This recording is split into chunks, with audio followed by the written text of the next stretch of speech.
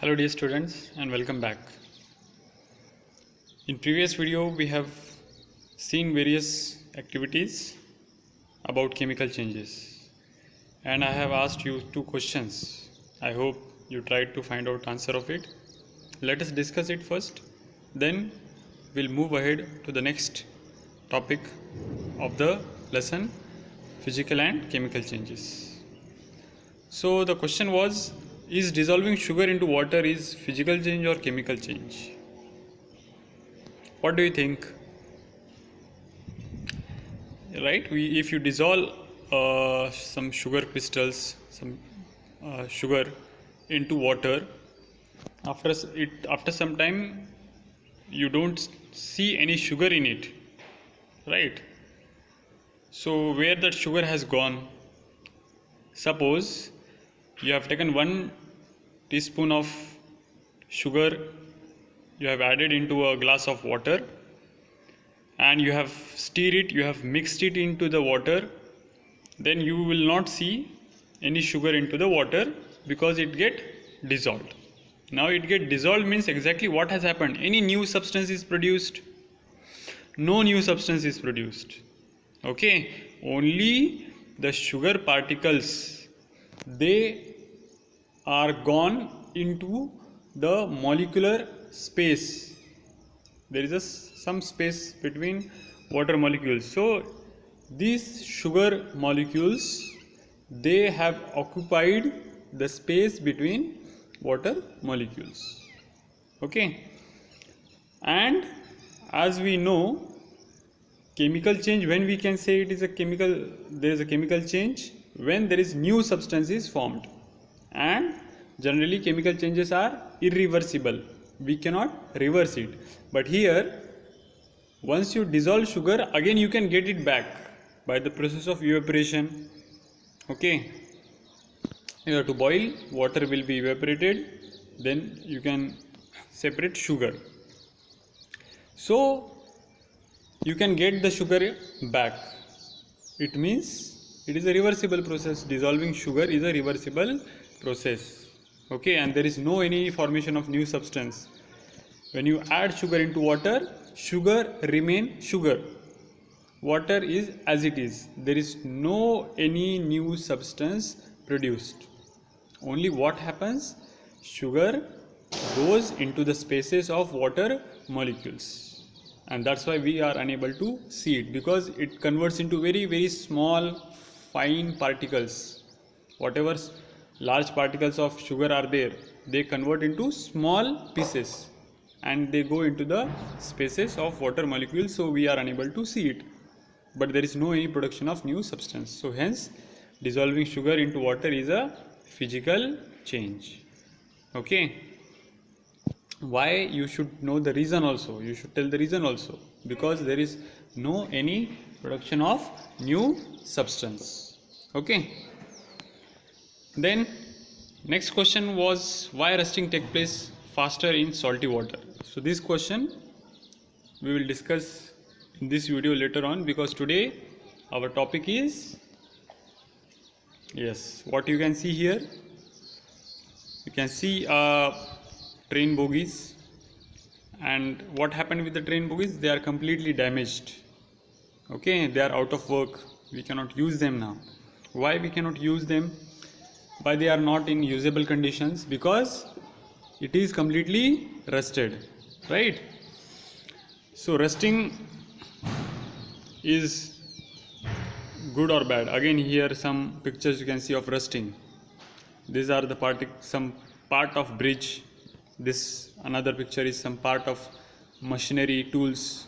Okay, many places. If I ask you what is the use of iron, so you have many uses of iron. You can tell many uses. They are used in buildings, they are used to make houses, windows, right? Vehicles, bridges, machineries, lots of uses are there of iron.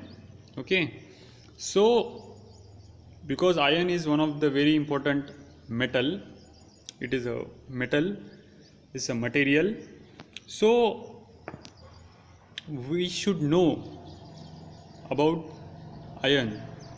and the process of rusting. So rusting, by seeing these pictures, what do you think? Rusting is a good or bad?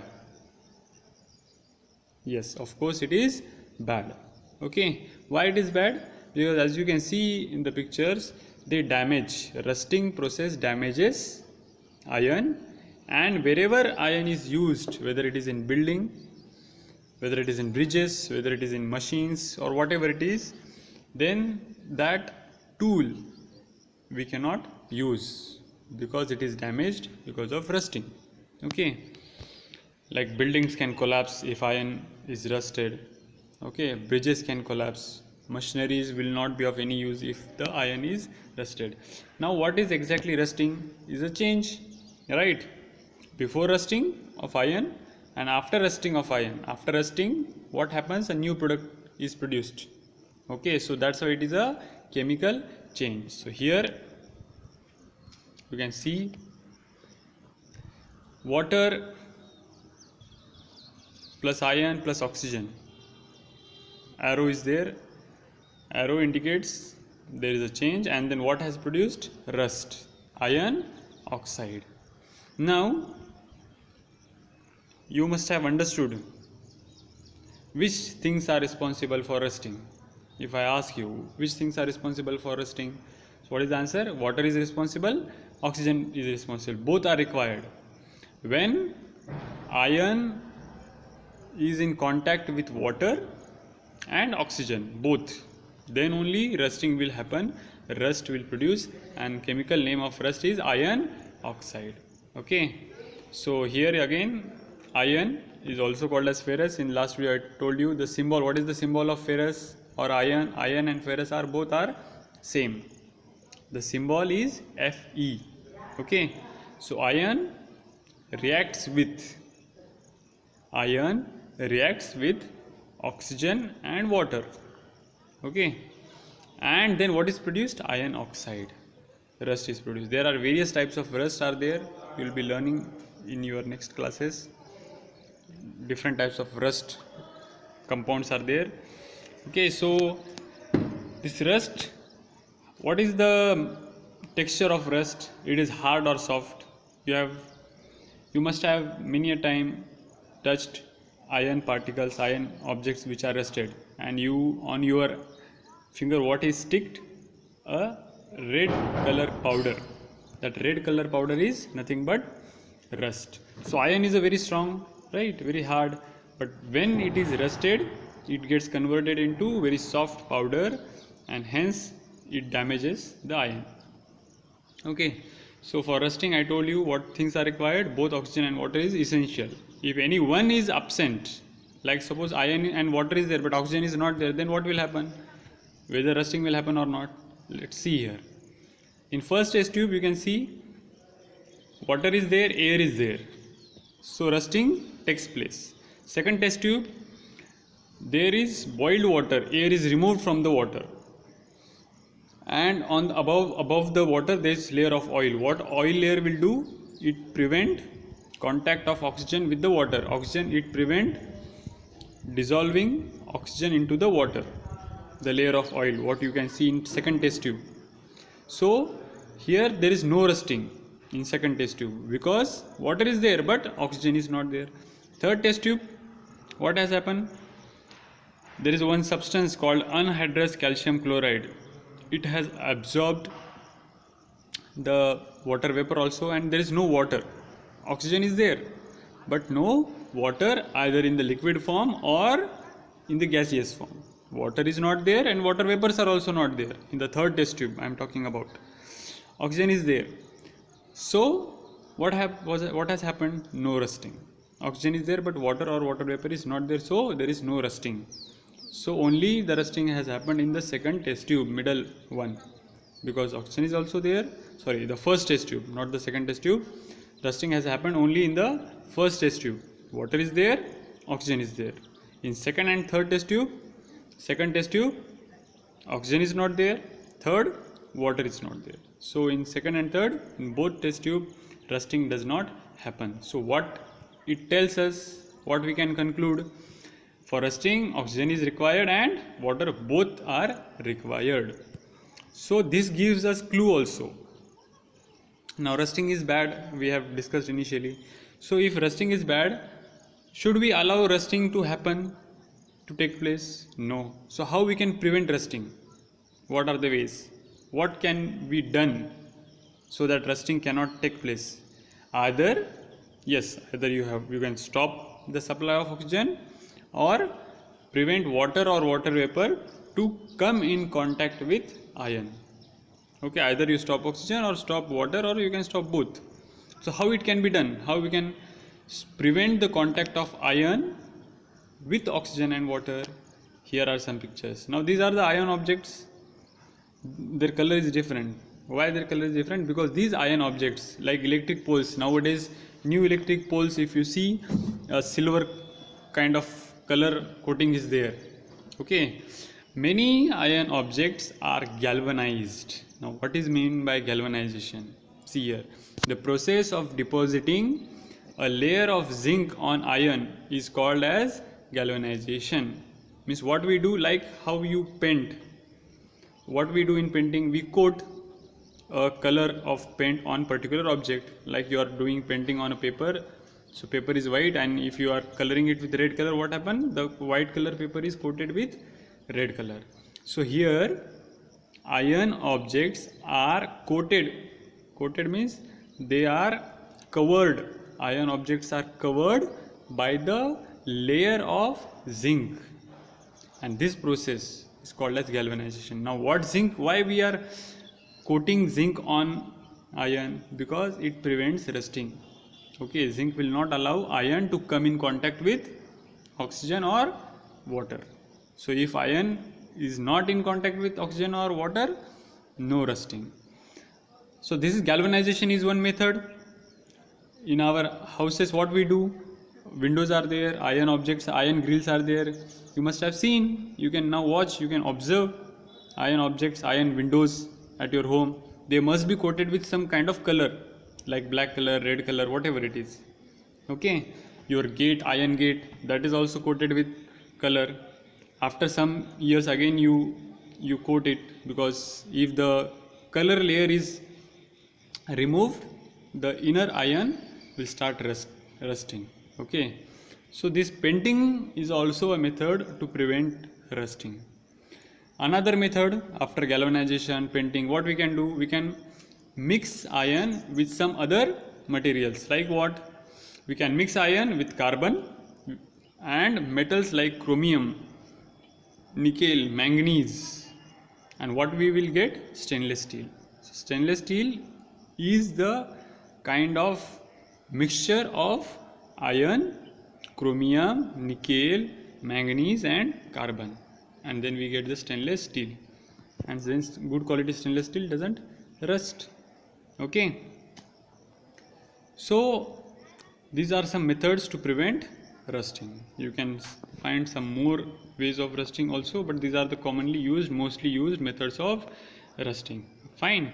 So we will move to the next. We have discussed about rusting, how it can be prevented, what is meant by rusting. Now we will conclude. We have finished all chemical changes activities. So what happens in chemical change? A new substance is produced. We have seen that one or more new substances are produced in a chemical change.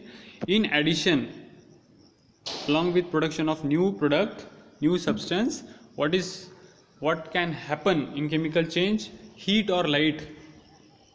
Okay, heat or light or any other radiation may be given off or absorbed. Like we have burned magnesium ribbon. What is produced?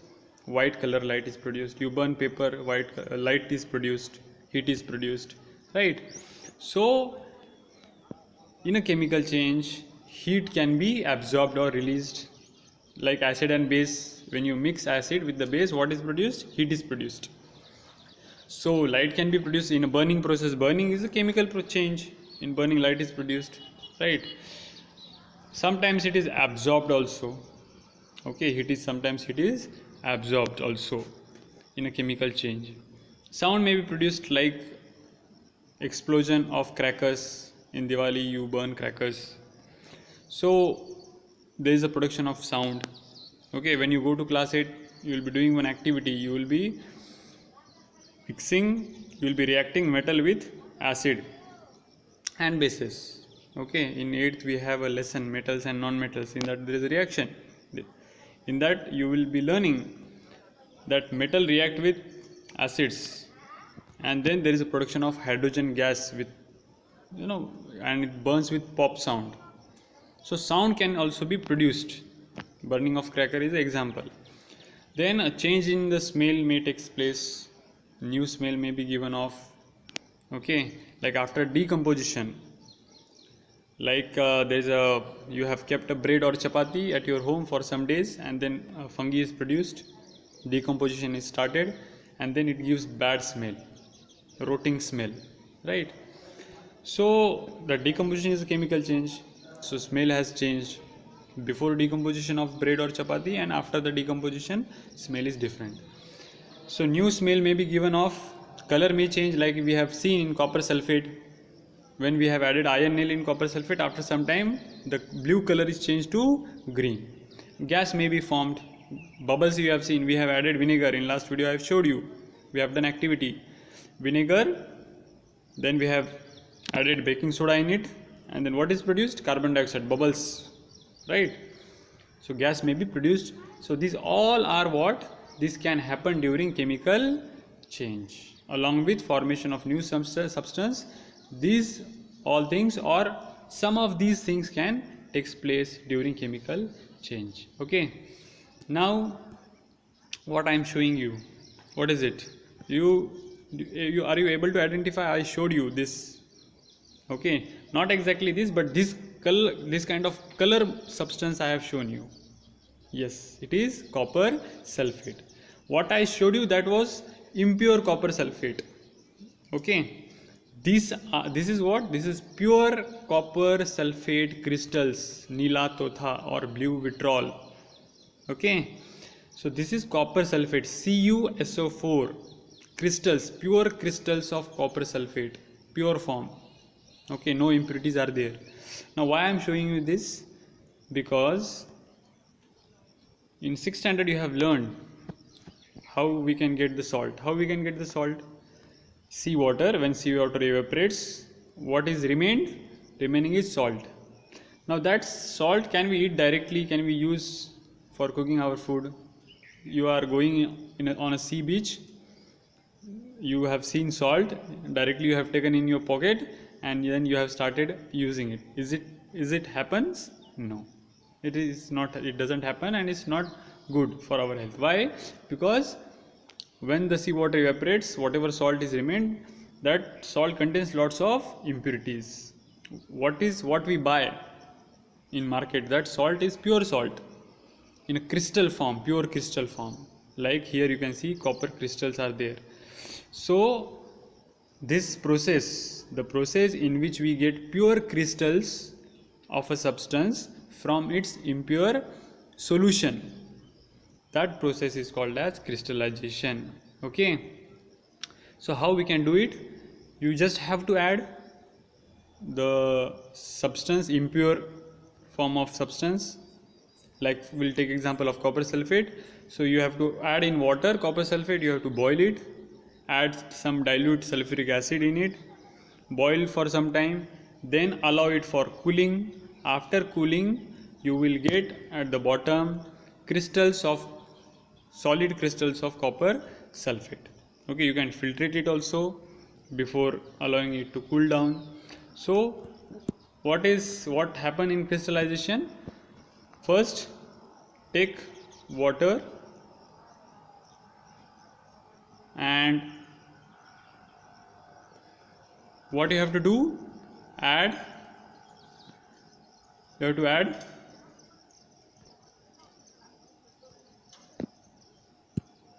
take H2O, then add H2SO4 in it, dilute sulfuric acid. Okay, boil that mixture, and after boiling put CuSO4 in it,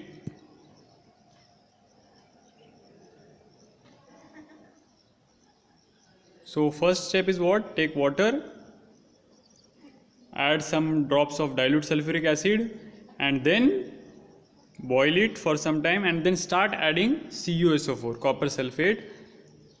Whatever impure copper sulfate you are having, you have to add in the powder form. Add it. Go on adding, stir it continuously, mix it. Till what time you will be adding? Till the time no more copper sulfate can be dissolved. Okay, so you have to reach the maximum limit of dissolving of copper sulfate. So here it is done, and after that boil it for some time, then filter it, and after that allow the solution to cool it, and after some time, after 1 or 2 hours, you can see these kind of pure crystals. So this is the crystallization process. Now tell me, it is a physical or chemical change? Crystallization is physical or chemical change. Any new substance is formed? No. First there was copper sulfate, now also there is copper sulfate. Impurities are different. Impurities means along with copper sulfate, some other dirt particles are there. And after also here in filtration, that is removed, the dirt and dust particles. Okay, so no new substance is formed here. Dirt, dust, copper sulfate are there only, before also and after also. Just we have in crystallization, what we have done, we have separated. Okay, so no new substance is formed. So crystallization is also a physical change. Okay, so we'll move to the end of the today's video. This is the homework for you. You can read all these questions, you have to find out the answers, and you have to send it on my mail ID. Okay, if you have any doubt regarding today's video, today's concept, you can call me, you can contact me. Okay, read your textbook.